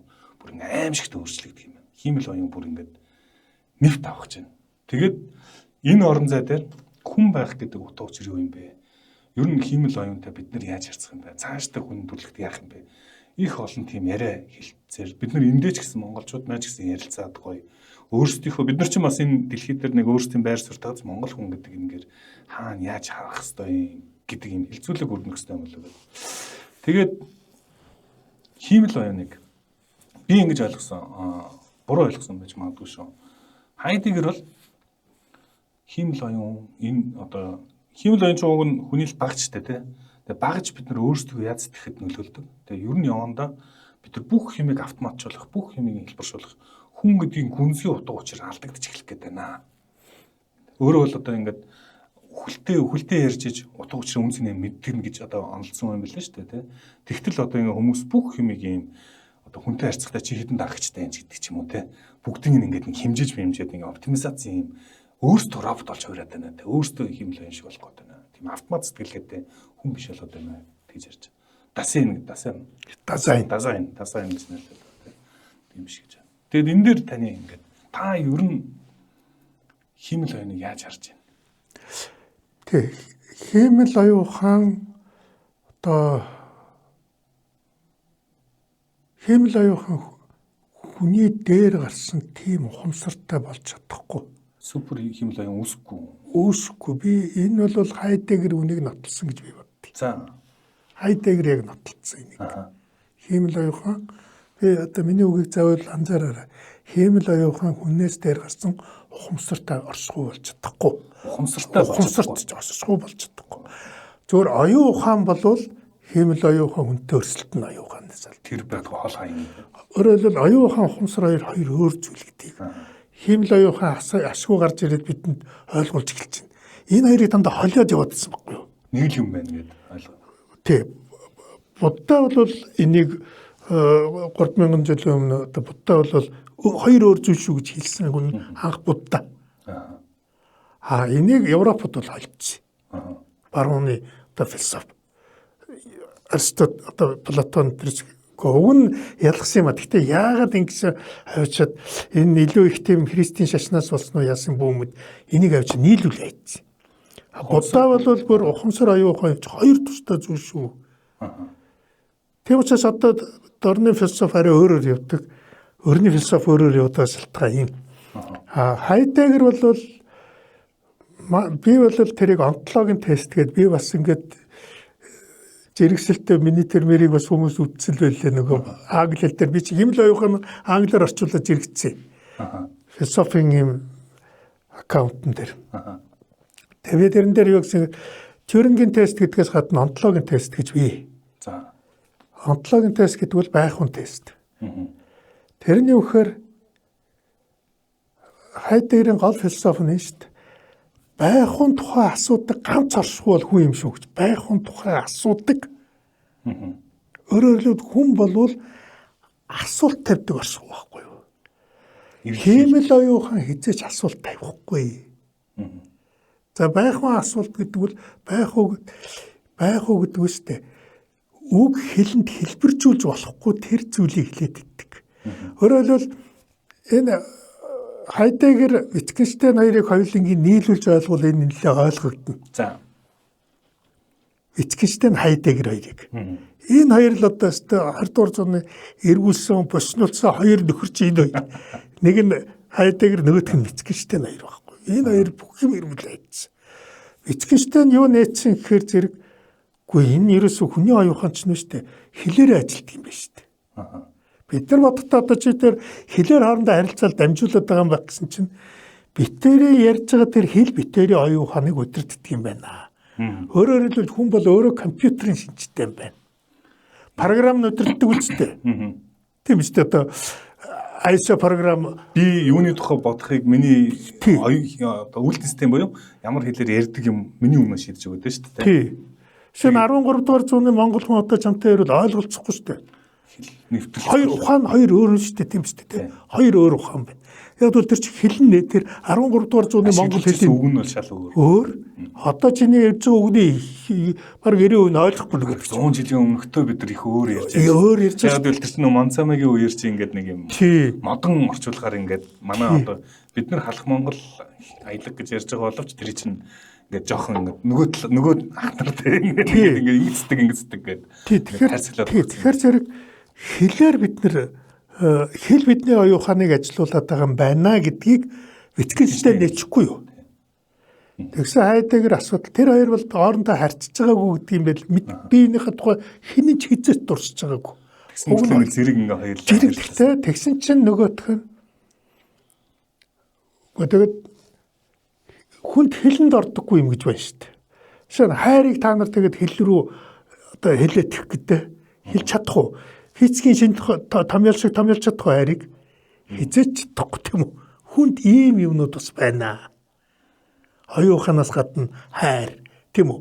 эмоц одоо тийм үү одоо юу мэдрэмж эдгээр чинь бол ингээд хэлээр энийг бит хэлж болдоггүй зүйл дээ. Гэхдээ хүнийг гол хөдлөгдөг зүйл нь энэ юм аа. Өөрөөр хэлбэл тэр хэлний чинь гадна хүний байх гэж юм байна. Тэгтээ Хайдеггер чинь хүмүүс нэг ингээд бас юм холиод Хайдеггер чинь хоёр юмыг гол нь ялгаа хэлсэн байхгүй. Энийг урд нь ерөөсөө Европын философи анзаарч байгаагүй. Харин би түрүү хэлдэг Буддагийн одоо санаатай ойролцоо. Тэрний үхээр зэрэг оршихуй байх хоёр бол хоёр өөр зүйл шүү гэж. Би бол одоо биологи оршихуй. Би бол оршихуй. Одоо би физикүйтэй тийм үү? Биологи эволюц намайг бүтээсэн тийм үү? Одоо би тэгээд Монгол гээд улсад амьдарч шүү дээ. Энэ бол зөв би бол оршихуй. Гэтэл би улс төрч болсон би физикийн анги сурч ирсэн оюутан байсан тийм үү? Миний байсан юмнууд их өөр ихгүй да. Энэ хоёр өөр юм шүү гэсэн байхгүй. Тийм үү? Би одоо хомсголж болсон уг нь физикч болох ёстой байсан, байх ёстой байсан тийм үү? Тэгэхээр энэ оршихуй Батүл хэн байсан бэ гэдэг чи одоо хоёр өөр юм болоо явчих шүү дээ. Батүл гэдэг бол нэртэй юм оршихуй байна, индивидуум байна. Тийм үү? Гэхдээ энэ чинь хүүхэд байсан, тэ сурагч болсон байсан, тийм үү? Оюутан байсан, дараа нь эрдэмшлэгээний ажилтан болсон, тийм үү? Тэгээд одоо эхнэр хүүхэдтэй болсон, аав болсон. Шинэ чи бол одоо байх талаас нь аваад үзэх юм бол чи юу гэдэг одоо энэ хөтлөгч, нэвтрүүлгийн хөтлөгч тийм үү? Энэ байснууд чи хөөр байгаа үст тэ. Чи хэдэн зэрэг юм дээр байж шít одоо бол.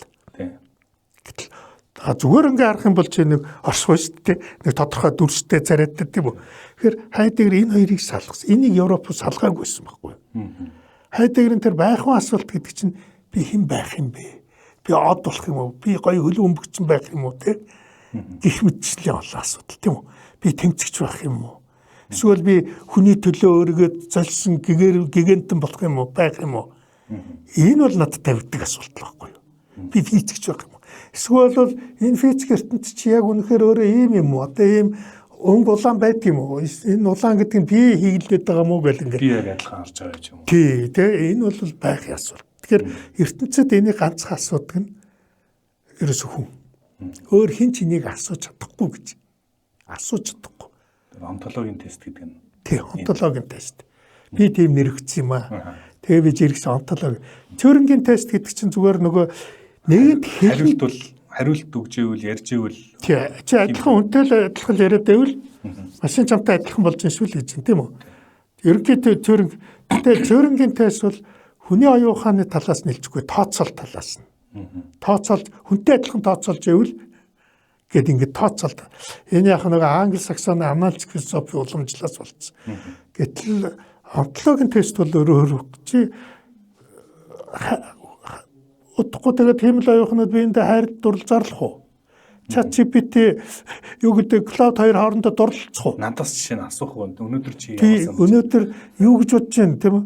Жишээ нь өөрөөр та асуулт тавихыг програмчлах болох уу? Яг бол асуулт ямар ч асуулт тавьж магадгүй шүү дээ.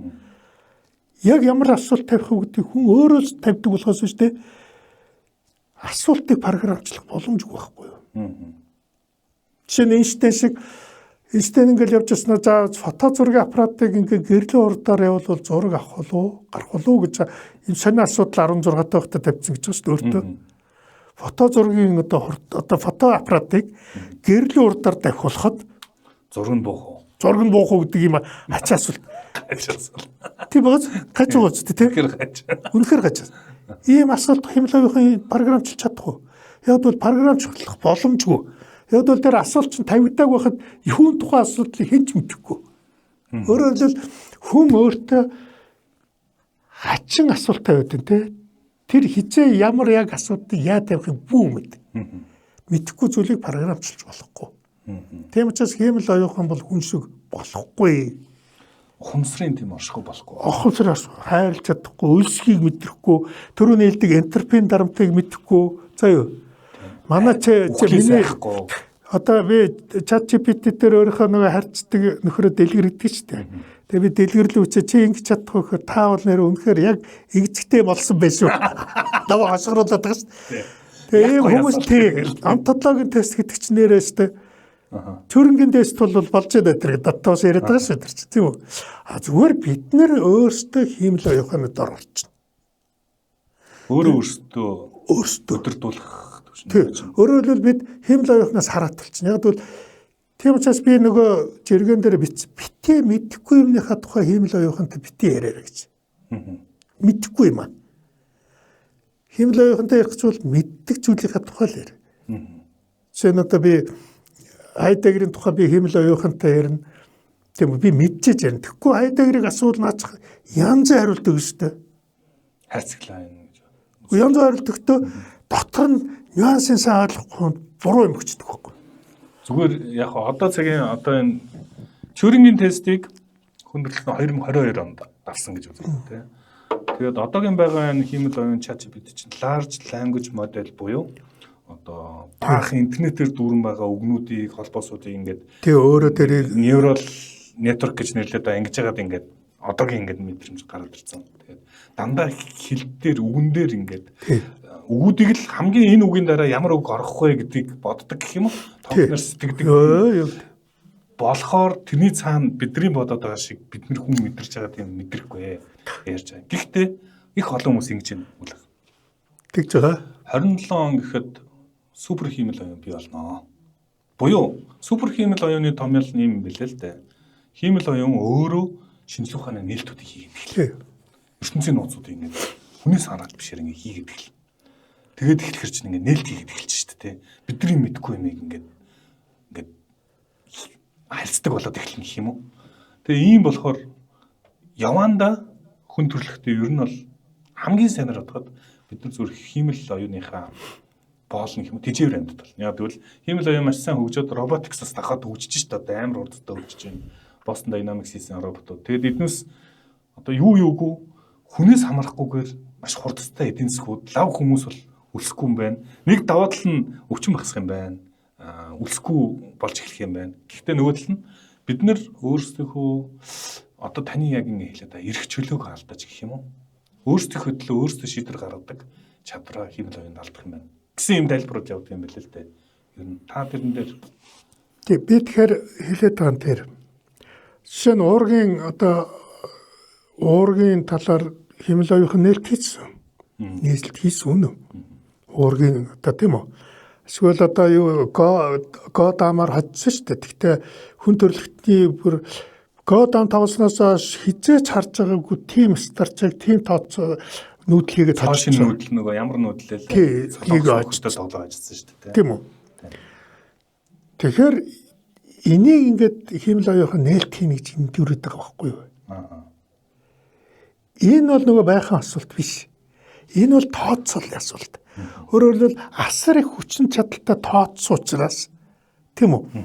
Тооцоонд хүмүүсийн тооцоолын тэр чадвараас хайлсан хэдэн одоо тэр жишээ нь Го тоглоом нэгдснээс хойш Го тоглоом тоглосноос хойш бүх нүүдлийг тооцоолоод ботцсон байгаагүй зүйлийг бодож чадчих байгаа байхгүй та. Өөрөөр тооцоол дутуу нүхийг олно, цоорхог олно. Тэрээр хүмүүс нээлт гэж яриад байна. Уургийн угаасаа томьёо өгөгдсөн. Тийм үү?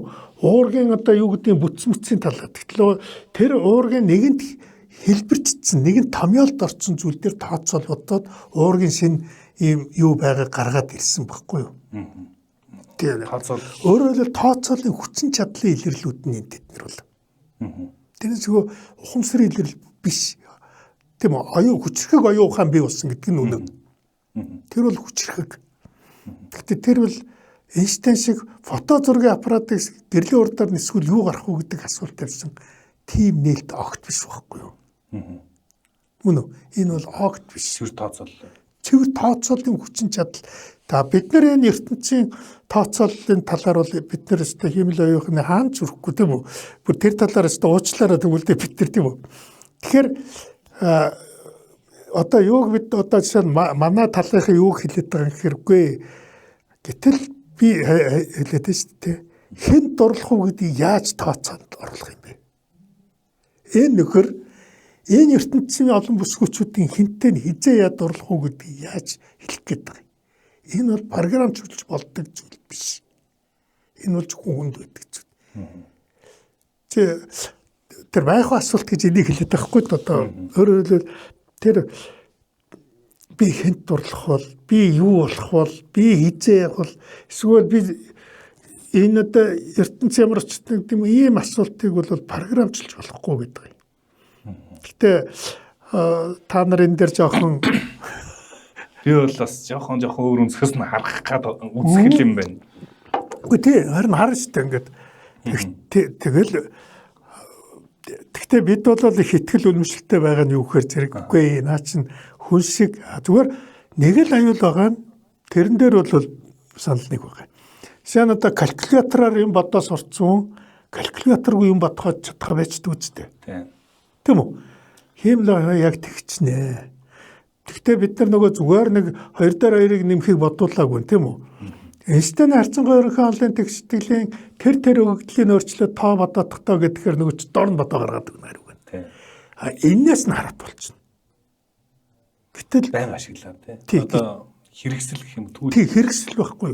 Юусе хэрэгслээс дээш гарч чадахгүй. Гэхдээ аюулгүй том эндүрлээсээ болоод өөрийнхөө дээр тавьчихна. За энэ өөрийнх нь дээр тавих аюул юу гэдэг би юуг хараад байна вэ гэхээр яг үндэ хиймэл оюухан хүмүүсийг хиймэл оюухан хүний дээр гарахгүй.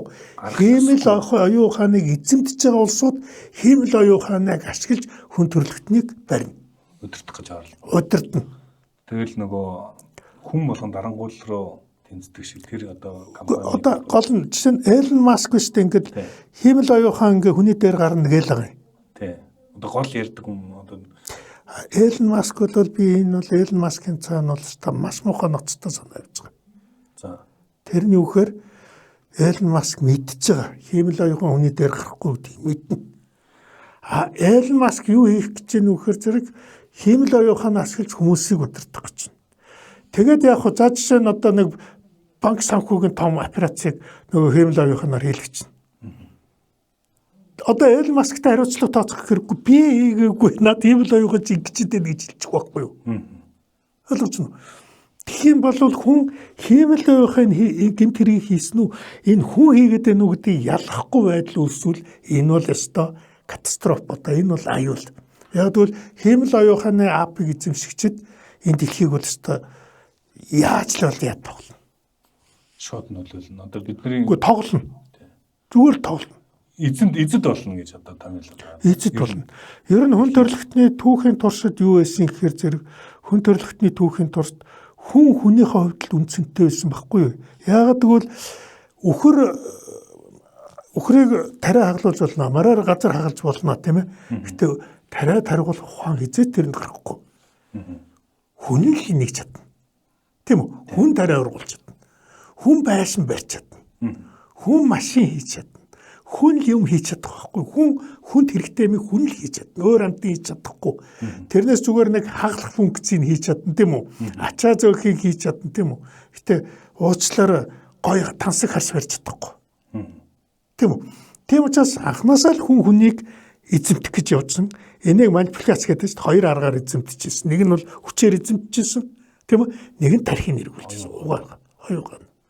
Оюуханаар одоо тэр Библи гэдэг чинь одоо жишээлбэл одоо юу гэдэг. Нэг програм байж шүү дээ. Нэг үйлдэл систем маягийн. Үйлдэл систем шүү дээ. Энийг нөгөө анх Библийг бүтээгчд бол Wittgenstein-ээс өмнө гайхамшигтай байжээ гэж би боддгийг. Яг л тэр софтверийг програм хийгээд өгч нарийн та.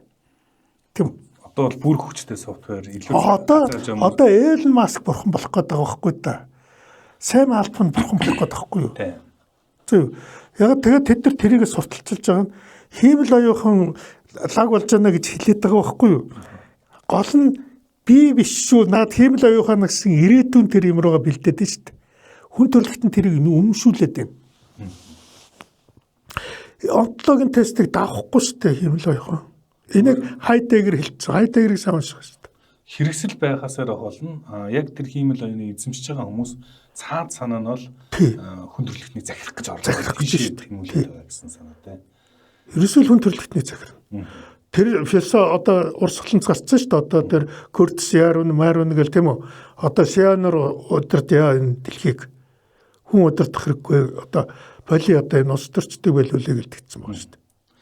Надад Тэнгүүд энэ би ингээ өөрөө хүн ам зүз мэрэгчлээ байхгүй юу. Тэгээд яг одоогийн хүн төрөлхтөнд тулгарч байгаа энэ асуудлууд эргээд бас хүн амд тоотой холбоотой юм шиг надад санагдаад байна. Тэгээд ер нь бид нар чинь ингээд оршихуун хямрал руу бас явж эхэлж штэ. Юу гэдэг юуны төлөө оршоод байгаа хүн төрөлхтөн юу одоо тэрийг бол та яг хэлдгээр нөө хайдэгэр хэлсэн байдаг бах те. Хүн төрөлхтний бурхан аварна гэдэг. Бурхан гэдэг нь одоогийн шашинд баригдаад байгаа ойлголтоор биш. Нэг юм өөр үзэл санаа гэх юм уу өөр нэг шин тийм одоо үзэл санаа хэрэгтэй болно гэж хэлсэн юм шиг байна те. Тэгээд нэг одоо яг хиймэл оюунтай ингээ яг зэрэгцээд нэг ингээ үүсэж байгаа асуудал хүн төрөлхтөн төрхөө болж байна. Одоо яг энтропи руу орж байгаа байж магадгүй харагдаад байхгүй юу. Одоо 1960 онд болсон нэг алдартай юу гэдэг юм хулганы диваж ингээд нэг туршилтаа байдаг тийм. Тэнд ингээ хулгануудыг айгүй гоё орчныг бий болгоод өрчсөн чинь эхлээд өрчиж хагаад дараа нь бүгдээрээ байхгүй болсон. Ерөөс энэ энтропи руу чиглэдэг юм байна. Хүн төрөлхтөн 20 дугаар зууны эхлэхэд 2 тэрбум хүрэхгүй хамт байсан. Одоо 8 тэрбум болсон. Ингээд гинт 2000 жилийн турш ингээд 1 тэрбумаас 2 тэрбум болж хаад гинт тесрээд 8 тэрбум болчлоо. Тэгээ яг ингээд тесрээд улам бид нар ийм ад жаргалтай ташвараад гэх юм уу утга учраа алдаад ингээд тэгээ ингээд энтропи руу чиглэж байгаа юм болов. Яг гэвэл хаасаг уу Солонгос жишээ нь нэг юм ихтэй 0.6 хүүхд төрүүлж байгаа гинүү.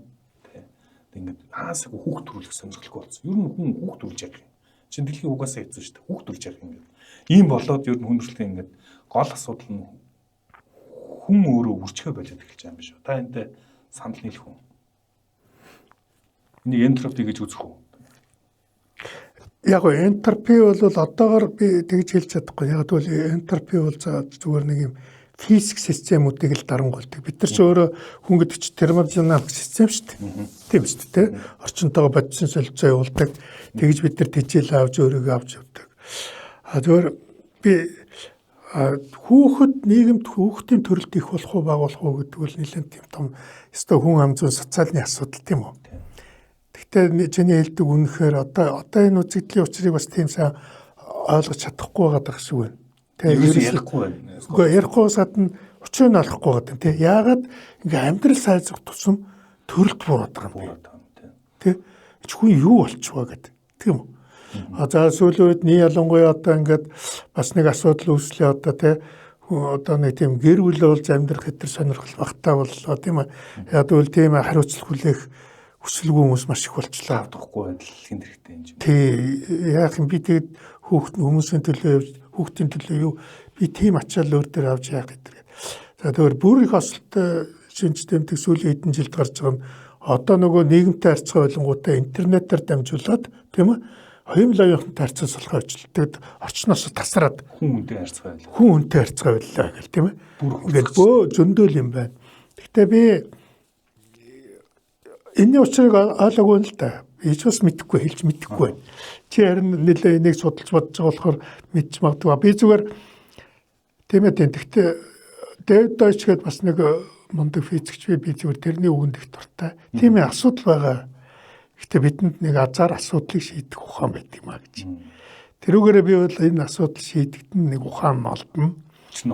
Учир нь олдно. Тэрнээс ер нь ямар нэгэн гинтийн шинэ юмны дараа нэг тийм дагалцсан эффектүүд гарч ирээд идэг төр зургийн. Нэг чи бас өмнө хэлчихлээ шүү дээ тийм биз дээ. Ингээд нэг юм төр зургийн эффект гараад идэг шинэ юм. Одоо интернет гарч ирснээр бол хүн чинь ер нь галзуу юм биш үсттэй гэдэг юм гарлаа шүү дээ. Энд чинь оюун ухаантай амтан гэхээсээ илүү тийм үү? Ер нь галзуу юм биш хүн чинь мөн бай суурна. Одоо саяхан Nexus гэдэг одоо ном бичлээ шүү дээ. Yuval Noah Harari чинь те. Гэхдээ наа чинь бид нар хичнээн мэдээлэл авах тусмаа хүн ухаантай болдог гэж бодсон чинь харин мэдээлэл авах тусмаа улам бүр тэнэг болдго юм шүү гэсэн ийм нэг ном бичээд саяхан Стивен Пинкер бас энэ интернет гарч ирээд галзуурал их болсны цаана бол ер нь нийгмүүд өөрийг нөгөө барьцалтуулж ирсэн ийм гол нийгмийн юмнууд ерөөсө дороо нурдаг болох юм шүү. Тусууд нураад байна. Тэр үзэгдэл харагдаж эхэлж байна. Ер нь ингээд юм уу гэд ингээд бүр дэлхийд даяар сонин тийм. Тэгэхээр зэрэг яг хөө энэ нөгөө шинэ юмтай болчихлоо. Бид нар саяхан интернет саяхан хиймэл оюухантай болчиход тэрний цочрлууд гараад байна. Нэг юм асуулт байна. Хиймэл оюунтай холбоотойгоор та ангарах дээр хүндрэлтэн ингээд гариг дамжсан соёл иргэншил болно гэж боддог. Энэ тухай бодож ирсэн юм болно гэж боддог уу?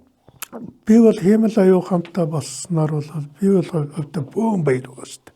Яг ийм боломжийг илүү одоо бид нар ч нэштэй жишээ нь гариг руу очиж одоо удахгүй ингээд саран дээр робот хиймэл оюух тархитай роботуудаа явуулаад бид нар ингээд саран дээр кемп барих гэж штэ.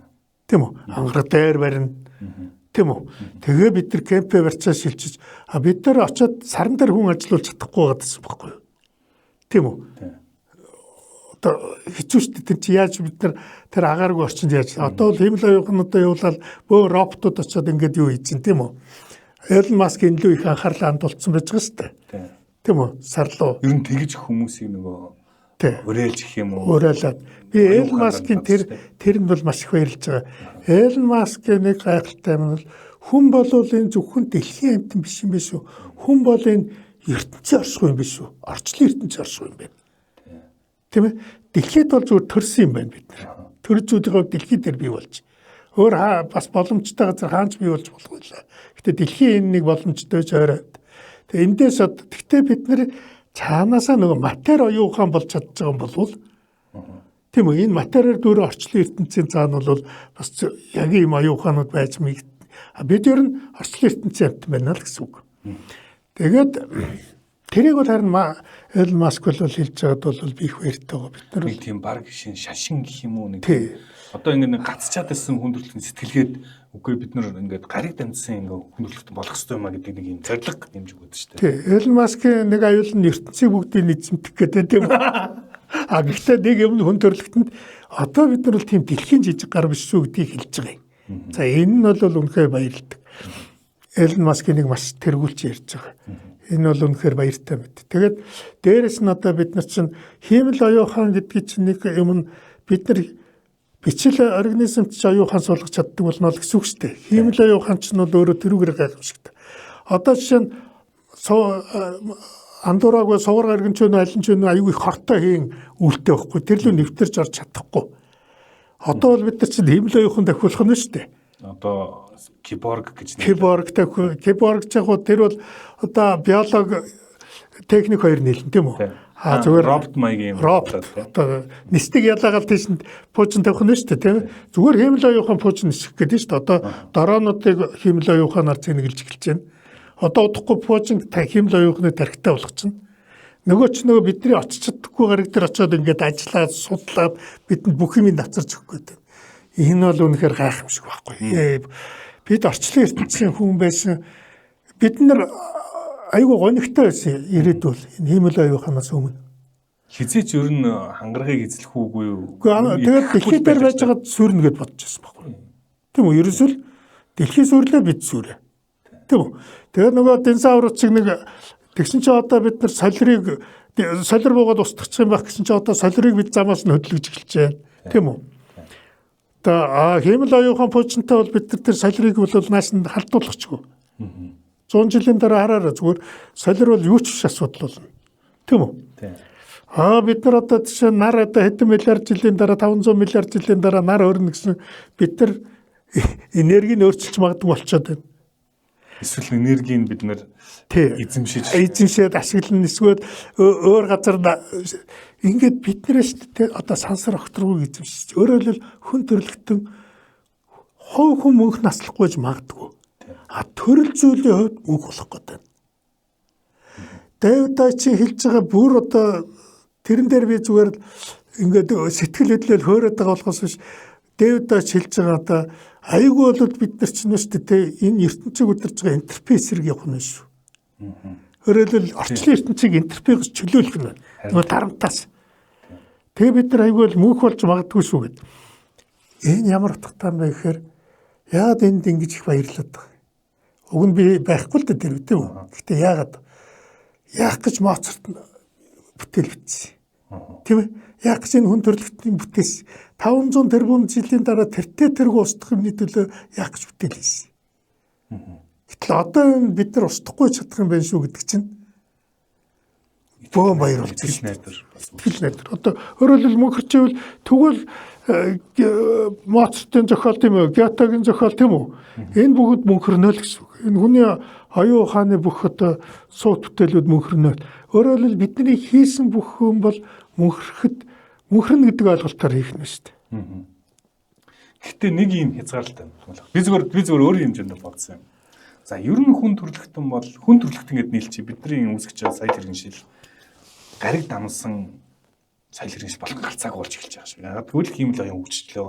Дагаад роботикс хөгжчлөө. За киборгуудс нь хүн махан биеэрээ биш юма гэхэд бидний ингээд үр хойцс гэх юм уу да тий одоо нэг үр хойцс ингээд дэлхийн ертөнцөөр ингээд тэний явж байгаа юм шиг байна. Гэхдээ яг хүн өөрөө хүн махан биеэрээ тийш аялж чадахгүй боломжгүй хязгаарлалт байна.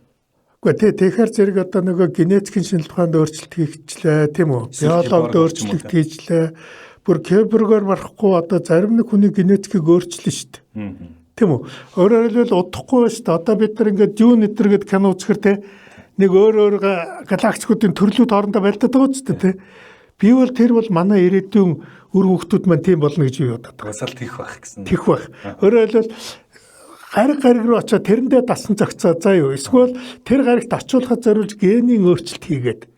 Тийм үү? Гих мэтлэнгээр явна шүү дээ.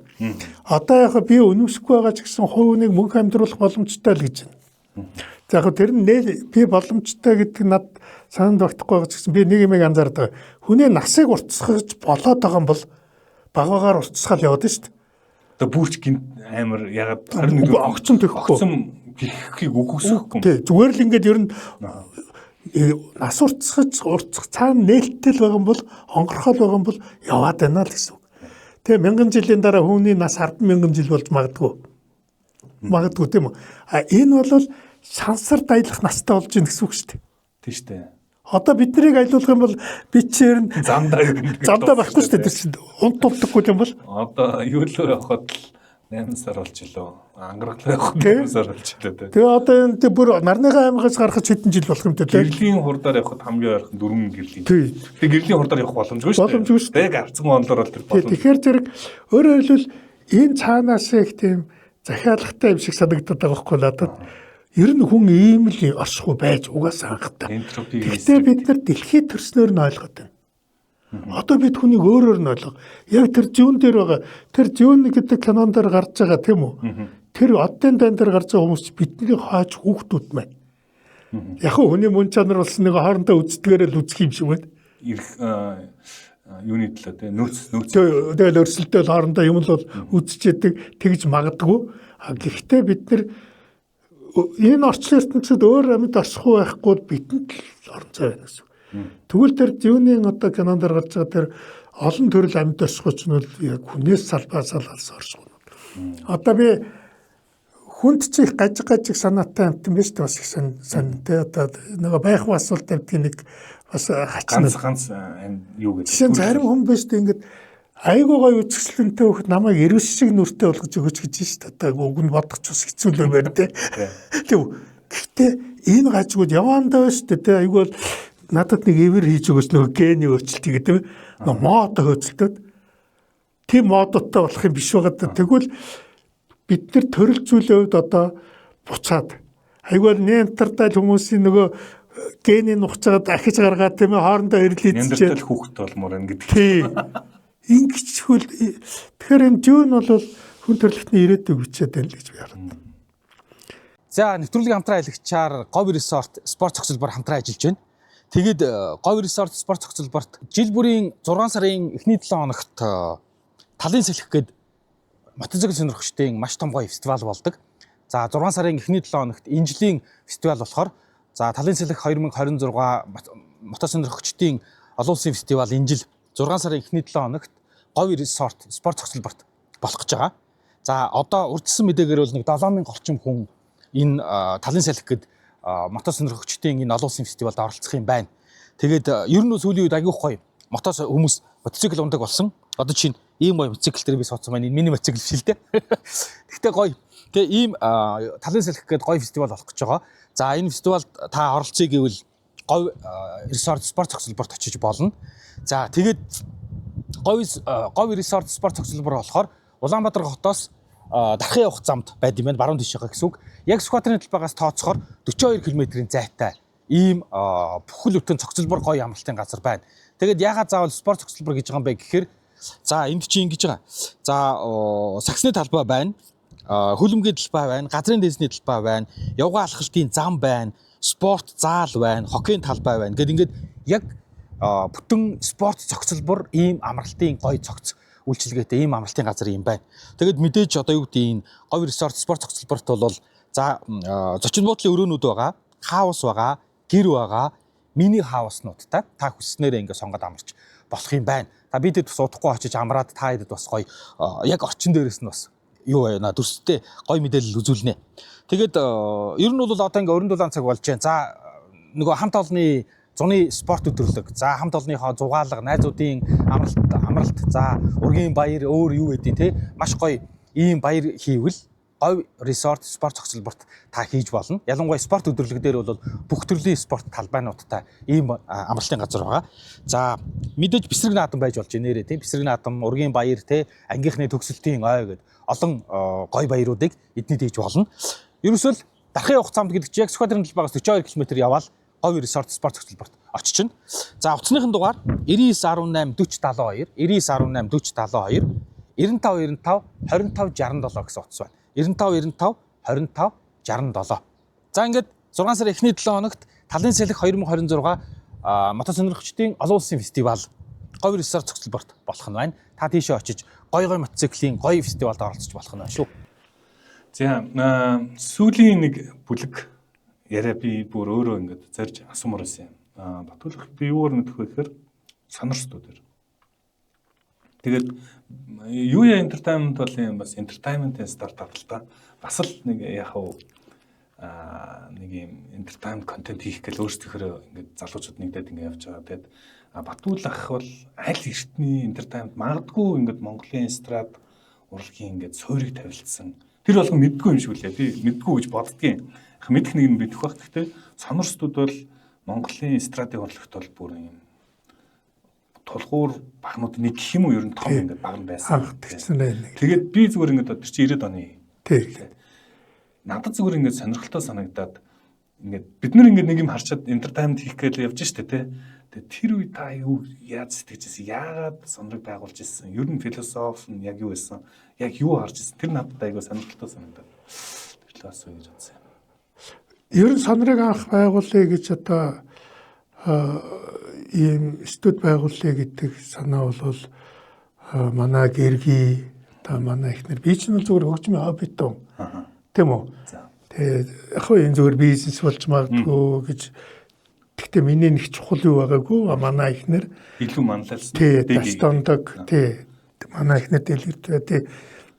Тэгээд тастондог хин халуун энэ гуравчл энэ бол бизнес гэж л хоорондоо яриад. Тийм үү? Энэ ер нь их зүгээр бизнес байна. Гэт ингээл энэ л орсон. Яг л тэр үед дуучлал студ гэж байгаагүй. Манайхан ч дандаа Сингапур дээр очиж бичүүлдэг тийм үү? Тийм байлаа ш та. Сарагийн анхны өдөр ч дандаа хар 20 цонг нөлөө. Тий, тэр чинь Сингапурт хийгдсэн. Ер нь Сингапурт очдог. Тэгэхээр чин зэрэг тийшээ очих зардал тийм ээ тэнд бичүүлэх гэтэр гэдэг өөрсдөө тий. Тэгээд манай даашгач нь бол одоо үнэхээр тэр үед мундаг тоон мастер манай даашгач халуу хоёр чинь ингээл ер нь хэдүүлээ ийм дуучлалын студ байгуулъя. Тэгээд эднэрийгээ бичиж өөртөө эх орондоо үйлдвэрлэе гэж аахгүй юу. Ингээл энийг хийсэн үнэхээр ч одоо тэр үеийнхний их бүгдийг л бичсэнтэй соно. Тэгээд сонорыг дагаад бусд нь ороод ирсэлтэй студиуд орсголоо. Тий, орсголоо. Чин дагаад бас нийгмийн сэтгэлгээний Оо, тэгсэн. Тэр жим шиг харагддаг байхгүй. Тэгээд нөгөө өөртөө шийдээгээд өөртөө юугаал бичигнэл гараад эхлэхгүй тий. Тэнгүүд нөгөө дагаа зах зээл нөгжөөд эхэлж штеп тийм биз тий. Хүмүүс сонсох дуртмаа дуртай болоод байдаг. Урлагийн чинь нэг юм байдаг штеп. Оролцох тусмаа улам дуртай болдог зүйл. Тийм үү? Ийм учраас тийм юм болсон. Би бол яг л зүгээр л угаасаа л багасаа л хөгжим сонсол өссөн. Ийм л. Монгол контент гэж Монгол дуу хамтлаг Billboard-ийн 100 багтах ч юм уу дэлхийн хэмжээних болох болов. Гэхдээ юу вэ? За жишээ нь манай хүү хамтлаг байна тийм үү? Одоо ийм хэмжээнд рок явна гэж би л төсөөлж байгаагүй. Хүлээлтийг бол үнэхээр давсан. Тий, хүлээлтийг бол давсан этник хамтлаг байна. Ер нь бол урлаг нэг ийм л юмшиг байна. Урлагийг сонсож байгаа байдлаа ингээд сонсох юм бол янз бүрийн хандлагаар сонсдог тийм үү?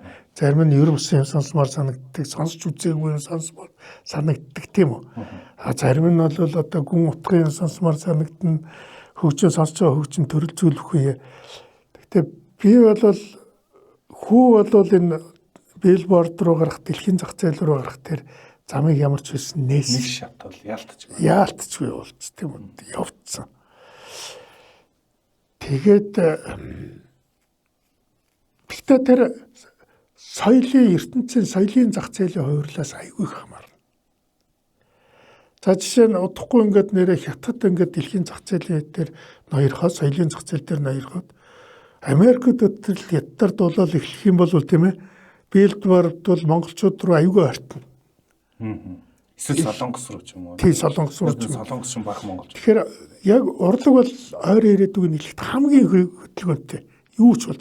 Гэхдээ ер нь би бол жишээ нь ингээд нэг юм өгөлдөг дуу одоо энэ рок pop урлагийн ийм чухал салбар болно гэж надад одоо 70 онд хэлсэн бол би энэ галзуурсан юм яриад юу.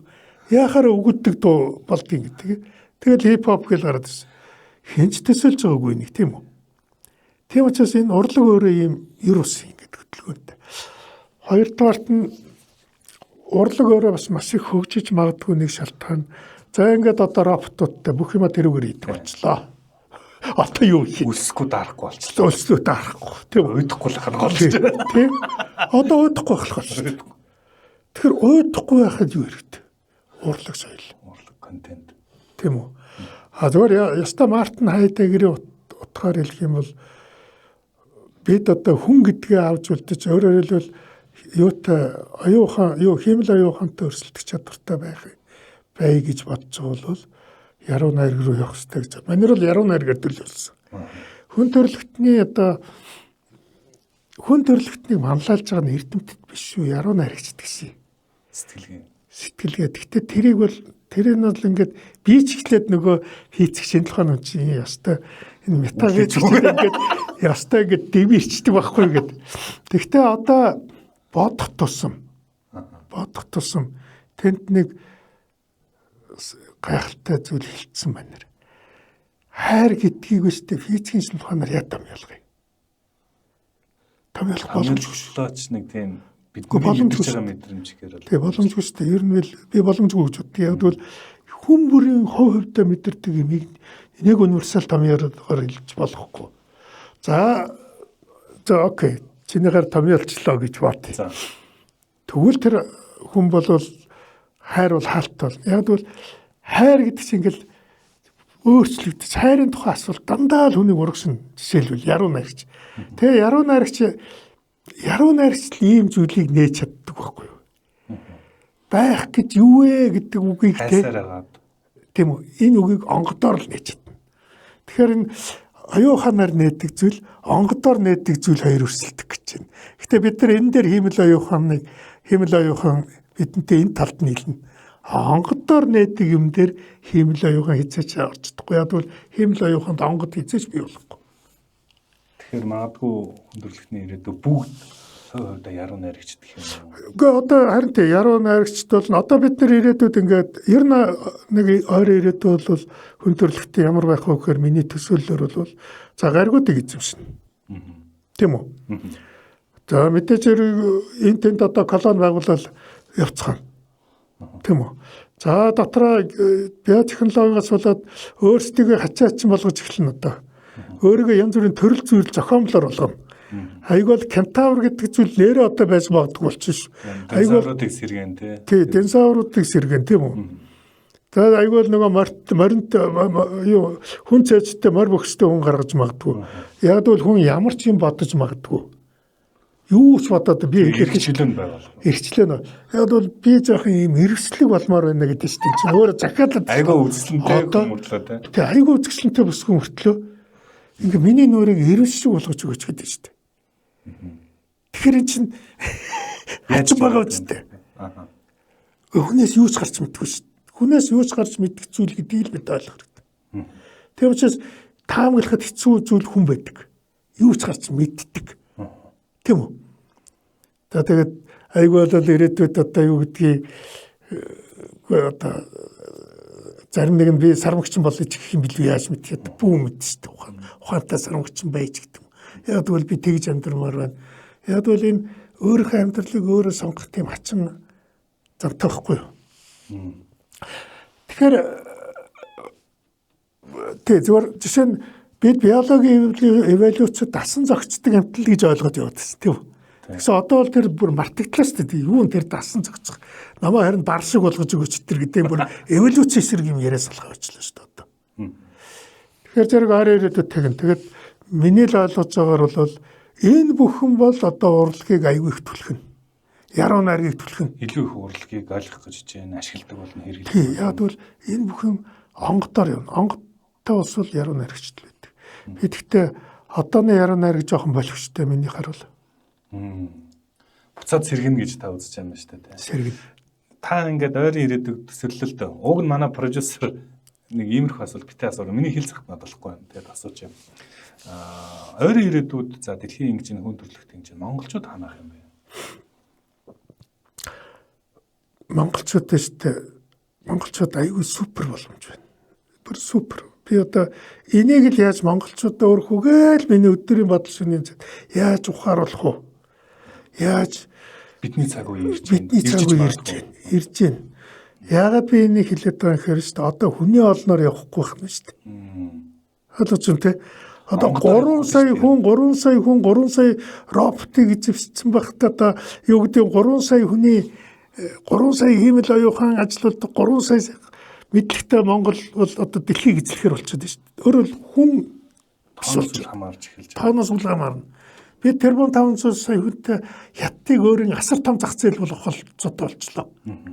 Тийм үү? Өнөөдөр чинь дэлхийг удирж байгаа том компани хэдэн захирал вэ?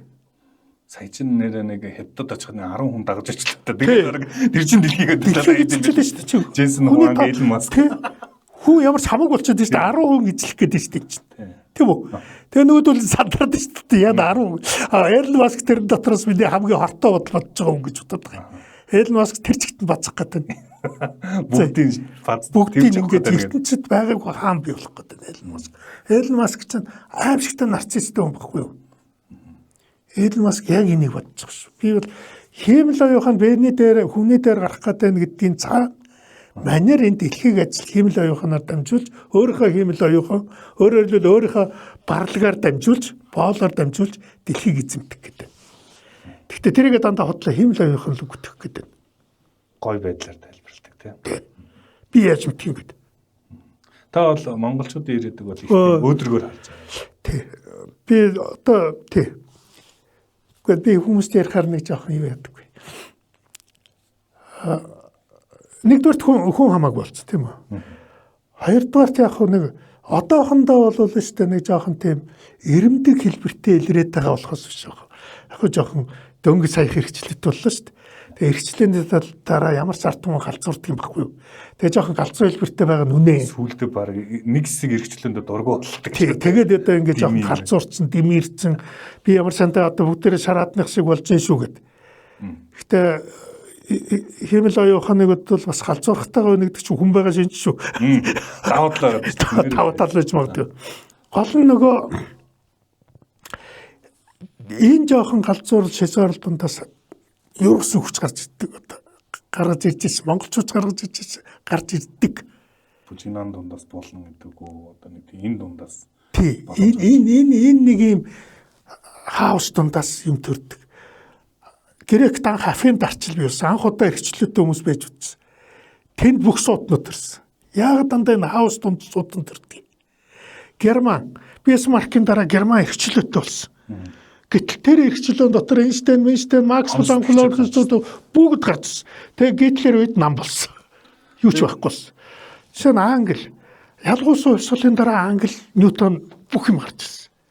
Яагаад ингэж нийгэм ингэж ийм дэмэрлийнхээ үед ингэж одоо юу гэдэг эрхчлөөтэй болоод эрхчлөөнийхөө цочрлын үед ингэж оюун ухааны тесрэлт болоод байна. Энэ хоёр уялдаад идэх байхгүй. Философи сэтгэлгээ нь хөгжиж байгаа. Гэхдээ ерөөсөө л яг энэ дээр ярил бас би онол гаргаад ямар байна.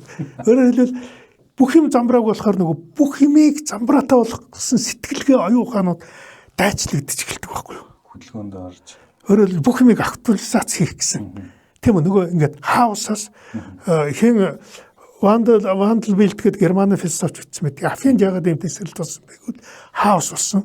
Тэнгүүд бүх оюун ухаан хүмүүс нь дайчилж гисэн. Тийм үү? Эннийг яаж одоо зөв орсох болох вэ гэдэг. Энээс л оюун ухаан төрсөн юм а гэж. Тэгэхээр Монголд бол яг үндэ анзаарахгүй байгаа болохоос биш бид хүмүүс анзаарахгүй байгаа шүү. Сэтгэлгээ бол одоо дэлхийд энэч цуулж байна.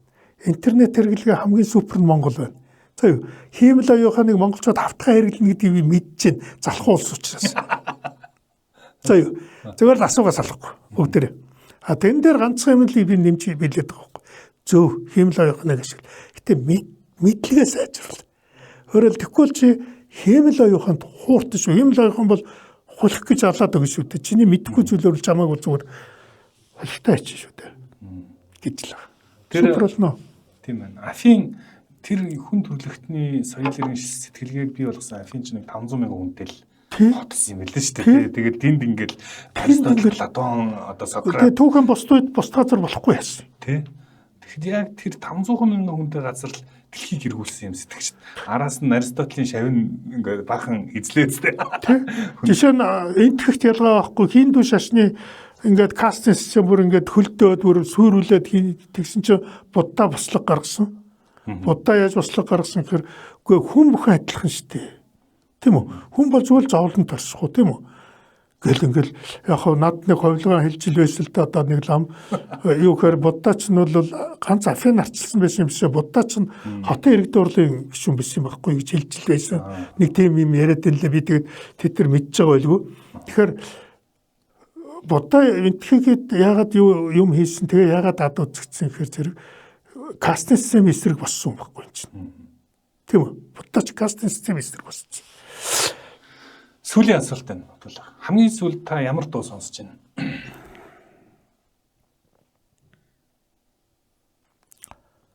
Хамгийн сүүлд дөө.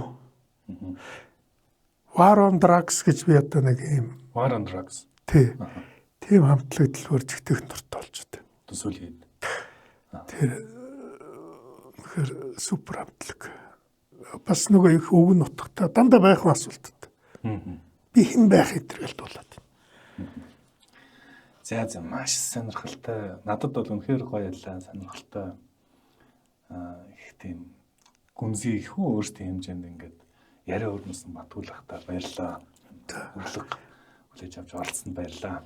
Маш гоё ус төрөг байстай янзын гоё би ч чиний ярианд бол халаад суугаалах юм байна. Өөрсдөө ус төрөг яриа гэдэг чи ямар сайхан. Харин тийм ус төрчхөөр л ирэх шиг болоод нэг тийм. Тийм аа зөвөр би хэлэхэд бол залуучуудад хэлэх мэдлэг. Нэг ялангуяа философи биштэй. Философиг ингээд сайн уншаад ахаас үлдээ ойлгоод хэлэхээр философоос нэрэ бусдын руу их амрах мэд. Би Эйнштейн харьцангуй ерөнхий онолыг оюутан байхдаа ирнэ. Одоо би саяхан яг чи айгүй гоё ностальги болж илээ нэг харьцангуй ерөнхий онолын нөгөө тензорны анализ гэдэг номоо бариад тэр чинь математик стопер ойлгох гэж байхгүй. Юу яриад байгаа юм бэ? Баахан олон хэмжээтэй тензор дунтал үйлдэл хийгээд идэгсэн. Сая яриад би ямар ч юм би нөх юмыг одоо би юунд нь ойлгож чадаад байсан гэж хэлсэн шүү дээ. Уг нь би ч одоо хөгшрөөд бүр тэрэг болсон байх шүү дээ. Тэгэхээр философи юм биш. Одоо сэтгэлгээ сурна гэсэн үг юм байна. Сэтгэлгээ гэдэг чинь өөрөө сэтгэл сурна. Сэтгэлгээ сурна гэсэн үг. Сэтгэл сурна л гэсэн үг. 13 дугаар зуунд ч гэсэн одоо монголчууд яагаад одоо хүчтэй байсан шалтгаан магадгүй тэр үеийн сэтгэлгээ, философи сэтгэлгээ хөгжсөн байсан. Одоо хоорондоо ярьж байгаа үг мөг нь тийм үгэн дотор үг дайж ярьдаг гэсэн юм шиг санагддаг. Бас сэтгэлгээтэй бүх юм хамаатай байна болоо гэж зүгээр бод. Би энтропийн дарамт тэнд манай нутагт хамгийн их байж байгаа юм шүү дээ. Тийм. Ер нь байгалийн хийгээд нийгмийн энтропийн дарамт. Яг тэгвэл байгаль бол дөрвөн улирал бол дөрвөн зүгээр байнга зовоно. Нэмээд хоорондоо байлдчих. Үгүй хоорондоо байлдах нь яг тэр чинь ганцхан монголчууд байлдаг бүгд тэгж байлцсан. Францууд, англиуд хүн төрөлхтөн тэр нь овгууд хоорондоо байлдаж төр бий болсон хултай шүү дээ угсаа. Хятад бол хичнээн мянган жил байлцсан овгуудаараа. Гэхдээ саяны интерфейс гадна тэр үед монголчуудад амьдрах шаардлагатай байсан юу гэхээр хятадууд ирж энэ чинь цэвэрлэгээ хийдэг лээ шүү дээ. Тийм үү? Тэгээ нүүдэлч учраас азар цухтагаа явцдаг. Тэгэхгүй л чинь дулаан үйлрэл дээр цэвэрлэгээ хийчих гээд идэв гэсэн байхгүй. Хятадч асар зочтой харинд устгачих гээд байдаг байсан. Тэгэхээр энэ устгалын эсрэг монголчууд амь тавьсан байхгүй. Толгойн ажиллаж байх. Тэгээ бүх юм ажилласан. Би зүгээр чамааг сөхөөлчихээр боцоо. Монголын нууц тавчааг би бүр одоо болтол биширч гайхдаг. Одоо болтол. Монголын нууцтай би эхлээд ёстой үл ашигт үсэн юм над тэр нэг үлгэр домогтэй одоо л би бүр нэр Монголын нууц тавчаа. Яг тэгвэл нэгдүгээрт миний их анзаарсан юм бол яг монголчууд чиг ингээд Овг аймгаас төр тулс бий болоод эзэнт гүрэн байгуулсан түүхээ ингэж бичсэн. Түүхээ яг ингэж одоо бүр өөр харж хажууд нь харж байгаа бичсэн. Бидний хувьд библ шүү дээ. Тий, төр улс